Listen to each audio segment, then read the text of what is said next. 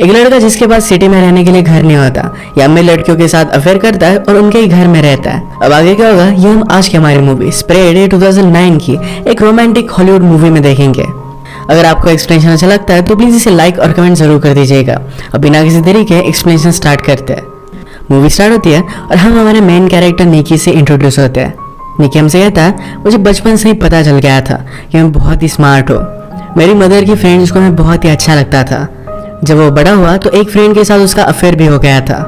उसने हमेशा से इमेजिन किया था कि वो बड़ी सिटी में रहेगा, उसकी बहुत सारी गर्लफ्रेंड होगी, और वो हमसे कहता है कि ये सच भी हुआ है। इस बात में थोड़ा सा ट्विस्ट था। उसके पास खुद की रहने की जगह नहीं थी तो अमीर लड़कियों को ढूंढता रहता था, उन्हीं के साथ तो रहता था। ऐसी एक रात उसे हम क्लब में देखते हैं। क्लब की बहुत सारी लड़कियों को ऑलरेडी जानता है क्योंकि उनके साथ उसका अफेयर रह चुका है।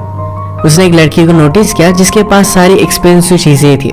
हमारी और एक मेन कैरेक्टर है, इसका नाम है समंथा।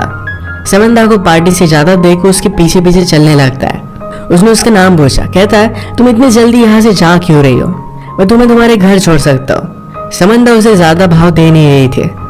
उसने कहा कि तुम बहुत क्यूट हो पर मैं तुम्हें घर पर नहीं लेकर जाऊंगी।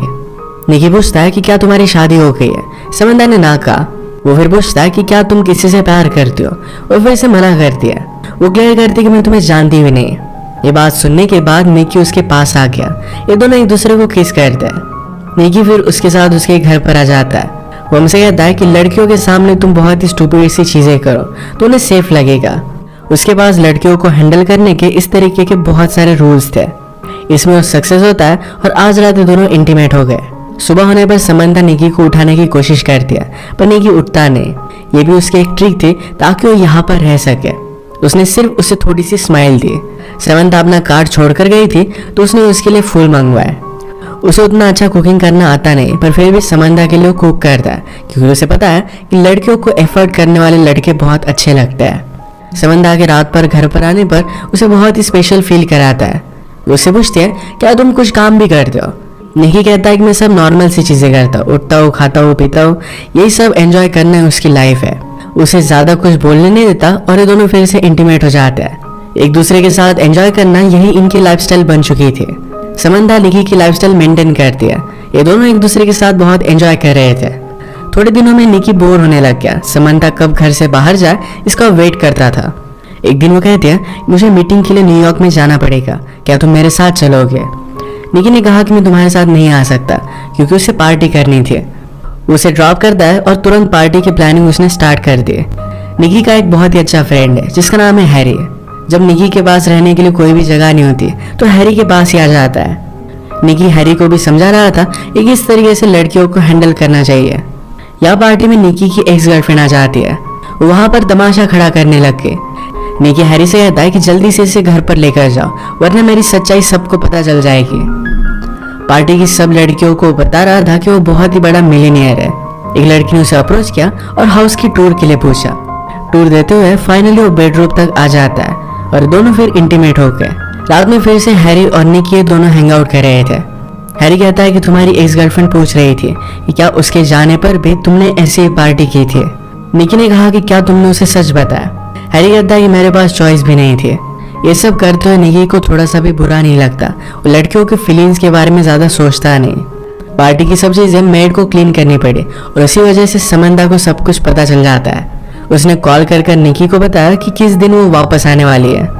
निकी आज बहुत सारी लड़कियों को कॉल कर रहा था तो हमसे कहता है कि अगर मैं किसी भी लड़की को कॉल ना करूँ तो मेरा गेम खराब हो जाएगा। उसे हमेशा प्रैक्टिस करनी पड़ती है। ऐसे ही अपने एक पुरानी फ्रेंड को घर पर बुला लेता है। फ्रेंड पूछती है कि तुम अब किसको फंसा रहे हो। ये दोनों एक दूसरे को बहुत टाइम से जानते थे। वो निकी को पूरी तरह पहचानती थी। उसने कहा कि तुम अगर ऐसे ही करते रहे तो 10 साल में तुम्हारा हाल बहुत ही बुरा होगा। ये सब करने से तुम्हें कोई भी खुशी नहीं मिलती। हम दोनों के बीच में जो भी था ये बहुत ही अच्छा था। उसे निकी के लिए फीलिंग्स थे। उससे कमिटमेंट चाहती थी पर निकी इस बात को थोड़ा सा भी सीरियसली लेता नहीं। ये दोनों फिर इंटीमेट हो गए। वो उससे पूछती है कि क्या हम हमारे रिलेशनशिप को और एक चांस दे सकते हैं। निकी उसे कोई भी जवाब नहीं देता। उस लड़की ने आज रियलाइज किया था कि निकी एक्चुअल में उसके लिए कोई भी केयर नहीं करता। समंथा निकी को रंगे हाथ पकड़ने के लिए एक दिन जल्दी आ जाती है। निकी किसी और लड़की के साथ था, उससे इसके लिए वो सॉरी कहता है। उस पर बहुत गुस्सा हो गई थी। निकी कहता है कि मैंने तुम पर चीट नहीं किया है, हम दोनों के बीच में जो भी है, हमने इसे कोई भी लेबल नहीं दिया है। इन्हें पता था कि एक दूसरे से प्यार नहीं करते। झगड़े झगड़े में डिसाइड करते हैं कि फ्रेंड्स विद बेनिफिट्स रहेंगे। फिर से दोनों अपना अफेयर कंटिन्यू करते हैं। एक दिन एक कैफे में निकी को एक लड़की पसंद आई जिसका नाम था हैदर। उससे वो बात करने की कोशिश करता है पर हैदर उसके हाथ में नहीं आती। उसने उसे अलग अलग डेट्स के लिए पूछा पर हर बार उसे मना कर देती है। निकी ने जाते जाते अपना नंबर बिल पर लिखा। कुछ भी पे ना किए हुए वैसे वो चला जाता है। कैफे में एक डिलीवरी मैन था जो निकी का पता जानता था। तो अगली सीन में हैदर डायरेक्टली उसका पता निकाल कर घर पर आ जाती है। उसने कहा कि तुम अपने आप को समझते क्या हो, मेरे पैसे वापस करो। गुस्से में पैसे लेकर वो चली जाती है। नेक्स्ट सीन में समंथा ने निकी के पास आने की कोशिश की पर उसे ज्यादा रिस्पॉन्स नहीं देता। अगले दिन निकी अपने फ्रेंड को हैदर के कैफे में लेकर आया ताकि वो उसे हेल्प कर सके। निकी ऐसा दिखाने की कोशिश कर रहा था कि वो बहुत इंपॉर्टेंट है। उसे बहुत सारे मीटिंग से कॉल आते हैं। उसका फेक कॉल भी बजने लग जाता है। बाहर रॉन्ग पार्किंग में उसे पार्किंग टिकट मिल रहा था। उसके पास ज्यादा पैसे नहीं थे तो लेडी ऑफिसर से वो फ्लर्ट करने लगता है। हैदर देखकर बहुत हंसी। समंथा नोटिस करती कि निकी का उस पर ज्यादा ध्यान नहीं है। अगले दिन निकी अपने फ्रेंड हैरी के साथ था। हैरी का रूम स्मेल करता है तो इस बात का निकी ने मजाक उड़ाया। इस बात पर वो गुस्सा होकर निकी को बाहर निकाल देता है। एक दिन हैदर ही निकी को कॉल कर दिया। आज रात तो उसके साथ डेट पर जाना चाहती थी। वो डेट पर जरा लेट आए। जब ये दोनों बात कर रहे थे तो अचानक से उसे किसी का कॉल आ जाता है। कॉल पर उसने अदर पर्सन को मंकी कहा। इस कॉल के तुरंत बाद वो यहाँ से जाने लग गए। निकी उस पर गुस्सा हो गया पर वो डायरेक्टली चली जाती है। एक दिन समंथा निकी से पूछती कि क्या तुम्हारा किसी के साथ अफेयर चल रहा है। वो इसके लिए उसे मना करता है। समंथा ने कहा कि मुझे हॉस्पिटल छोड़ दो। वो हॉस्पिटल क्यों जा रही थी ये उसे नहीं बताती है। आजाद हैदर ने फिर से निकी को कॉल किया। उसे पूछती है कि क्या तुम अकेले हो। इसके तुरंत बाद वो डायरेक्टली उसके स्विमिंग पूल में थी। निकी ने कहा कि तुमने उस दिन बहुत ही अजीब किया था और ये मंकी कौन है। हैदर ने कहा कि मैं मेरे छोटे ब्रदर को मंकी बुलाती हूँ। वो एबनॉर्मल है तो उसी की केयर लेने के लिए मैं गई हुई थी। ये बात कहकर हैदर रोने लगे। निकी को उसके लिए बुरा लगता है। इसके बाद ये दोनों इंटीमेट हो जाते हैं। एक दूसरे के बारे में बहुत सारी चीजें जान लेते हैं। सुबह होने पर स्ट्रीट की क्लीनिंग चल रही थी। हैदर सोई हुई थी तो उसकी गाड़ी निकी को मूव करनी पड़ती है। निकी ने रियलाइज किया कि हैदर के पास बहुत ही एक्सपेंसिव कार है। जो भी कल रात उसने निकी से कहा था ये सब कुछ झूठ था। जिस तरीके से निकी लड़कियों को फंसाता है उसी तरीके से हैदर रिच आदमियों को फंसाती है। ये सब कुछ निकी समझ गया और उसे घर से निकाल देता है। 2 दिनों के बाद समंथा हॉस्पिटल से वापस आई। उसने अपने प्राइवेट पार्ट की सर्जरी की थी। उसे रेस्ट की जरूरत थी तो रात में निकी क्लब पे चला गया। रात भर वो किसी और लड़की के साथ था तो इस वजह से समंथा बहुत ही ज्यादा गुस्सा हो जाती है। निकी भी उससे बहुत ही परेशान हो गया था। वो कहता है अब हम दोनों एक साथ नहीं रह सकते। समंथा का गुस्सा शांत होने के बाद निकी ने कहा तुम्हें भी और कोई मिल जाएगा। उससे पूछती कि अब तुम कहाँ जाओगे। निकी को कुछ भी पता नहीं था। उसे तुरंत एक लड़की का कॉल आ जाता है तो समंथा इस पर गुस्सा हो गई। निकी का फोन लेकर वो पानी में डाल देती है। अब वो किसी के पास भी नहीं जा सकता। उसे स्ट्रीट पर ही रहना पड़ता है।